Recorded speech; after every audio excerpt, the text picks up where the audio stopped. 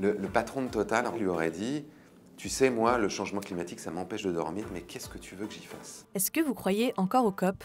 Je n'ai jamais vraiment cru dans les COP. C'est-à-dire que les COP, c'est des moments nécessaires parce que c'est des moments diplomatiques pendant lesquels les États se parlent, et c'est indispensable qu'ils se parlent parce que c'est un problème mondial. Pour autant, les COP ne sont absolument pas suffisantes.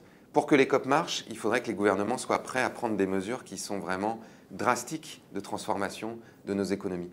Or, aujourd'hui, les gouvernements prennent leurs décisions majoritairement sous l'influence des 10% les plus riches de l'élite économique. Or, les 10% les plus riches de l'élite économique, pour l'instant, ils ont tout intérêt à continuer à gagner de l'argent. Aujourd'hui, tout le monde est écolo, même Total a son podcast. Vous en riez ou vous en pleurez?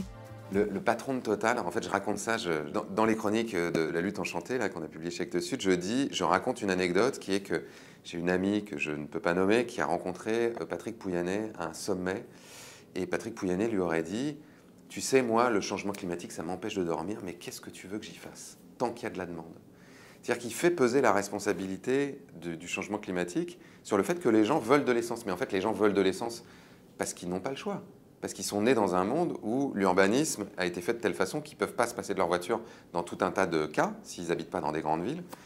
Et parce qu'ils vivent dans un monde où les véhicules sont des moteurs à explosion dans lesquels il faut mettre de l'essence. Mais ça a été construit. Quand l'industrie automobile s'est développée, au début, les gens ne voulaient pas acheter de voiture.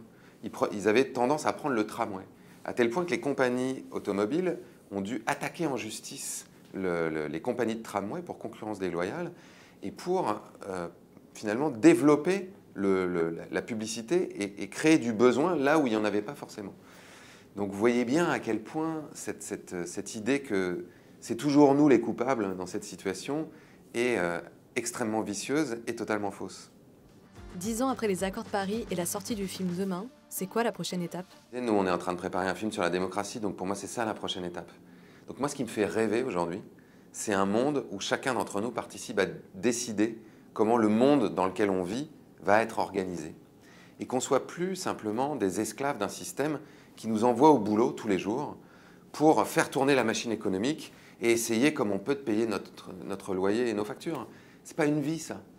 Moi, j'ai envie de vivre dans un monde où on fait des choses qui nous passionnent, où on peut exprimer nos talents, des choses qui ont du sens, et où on trouve des modalités pour s'entendre, pour se parler, pour se mettre d'accord, et pour construire une société plus intelligente. Quelle initiative du film a résisté à la réalité?